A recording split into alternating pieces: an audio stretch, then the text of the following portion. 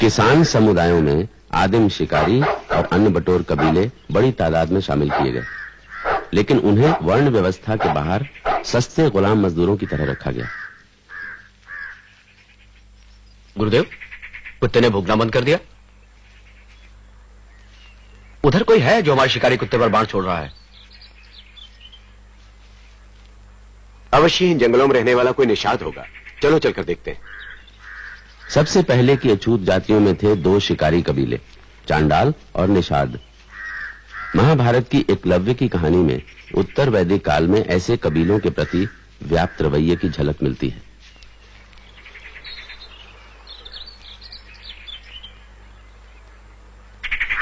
बाण से कुत्ते का मुंह बंद कर दिया गया है। धनुर्विद्या का ऐसा चमत्कार ऐसा कौन कर सकता है?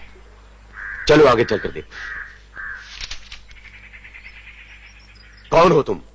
इस राजवन में आखेट करने का तुमने साहस कैसे किया?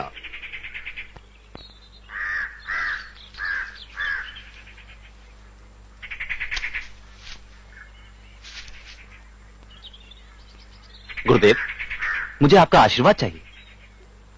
मुझे गुरुदेव कहने वाले, मुझसे आशीर्वाद चाहने वाले तुम हो कौन? इससे पहले तो मैंने तुम्हें कभी नहीं देखा। गुरुदेव, मैं एकलव्य नाम का एक निषाद हूं। अपने ही कबीले के सरदार व्याधराज का पुत्र हूं मैं। गुरुदेव, आपने मुझे पहचाना नहीं? मैं आपसे पहले भी मिल चुका हूं। 10 वर्ष पहले मैं आपके पास शिष्य बनने आया था। तब आपने मेरी प्रार्थना को ठुकरा दिया था। ठीक ही किया था मैंने, क्योंकि मैं केवल ब्राह्मणों और क्षत्रियों को ही शिक्षा देता हूं, तुम जैसे निम्न वर्ग में पले हुए व्यक्ति को नहीं। गुरुदेव, यदि मैं निम्न वर्ग में पैदा हुआ हूं तो इसमें मैं क्या कर सकता था?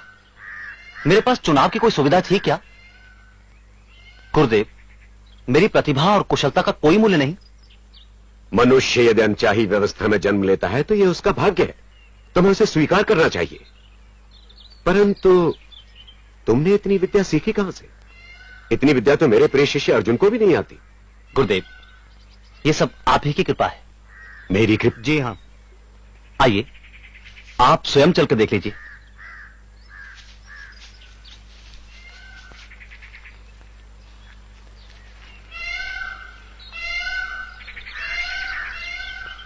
गुरुदेव, ये मैंने आपकी प्रतिमा बनाई है। इसी से मुझे प्रेरणा मिलती रही।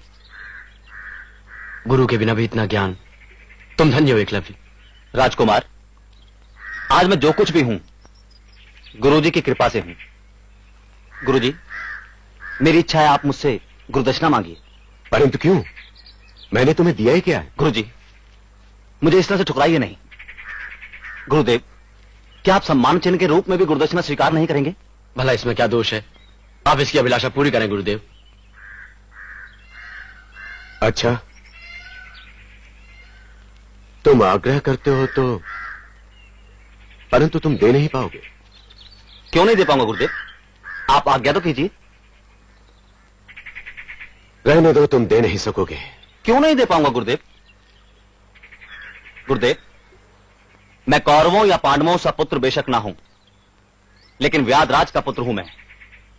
आप कहें तो अपनी पूरी संपत्ति आपके चरणों में रख दूं। नहीं, धन नहीं चाहिए मुझे। तो फिर?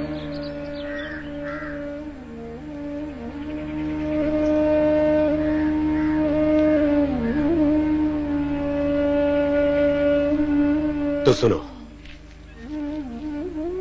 मुझे गुरु दक्षिणा में तुम्हारे दाहिने हाथ का अंगूठा चाहिए। ये आपने क्या मांग लिया गुरुदेव?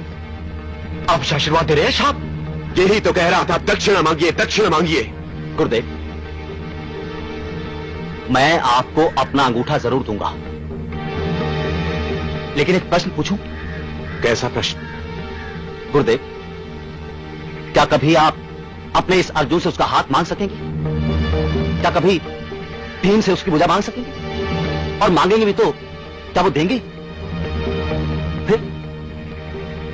फिर आपने मुझसे मेरा अंगूठा क्यों मांगा?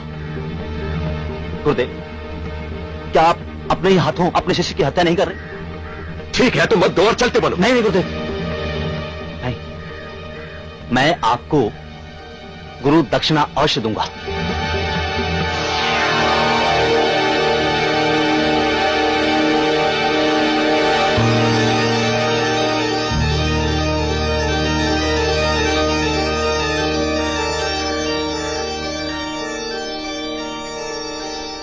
लीजिए गुरुदेव अपनी गुरु दक्षिणा।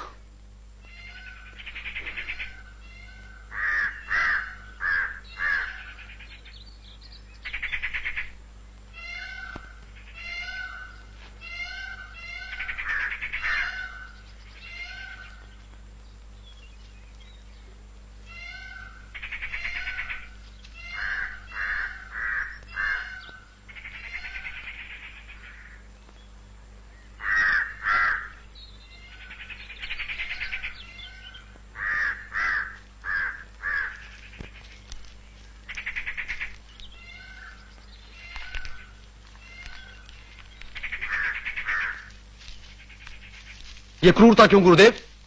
धर्म की व्यवस्था के लिए। क्या तुम नहीं जानते कि शूद्रों और वनवासियों को धनुर्विद्या नहीं सीखने दी जा सकती?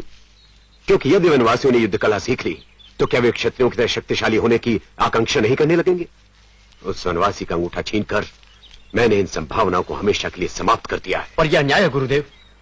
यदि उस वनवासी को योद्धा बनने की अनुमति दे दी जाती तो अवश्य वो एक दिन तुम्हारा प्रतियोगी हो सकता था। मगर आपकी सहायता से मैं सीख सकता था कि उसे कैसे हराया जाए। नहीं अर्जुन, तुम उसके सामने नहीं ठहर सकते थे। तो क्या इसीलिए आपने? हाँ, क्योंकि मैंने तुम्हें वचन दिया था कि तुम इस युग के सबसे बड़े योद्धा, सबसे बड़े धनुर्धर होगे। और आज मैंने अपना वो वचन पूरा किया है। नहीं गुरुवर, क्योंकि आज संसार के सबसे बड़े धनुर्धर को मैं अपनी आंखों से देख चुका हूं। अब जब कभी भी मुझे संसार का कोई सबसे बड़ा धनुर्धर कहेगा तो उस समय एकलव्य का अंगूठा विहीन दाहिना हाथ मेरी खिल्ली उड़ाएगा।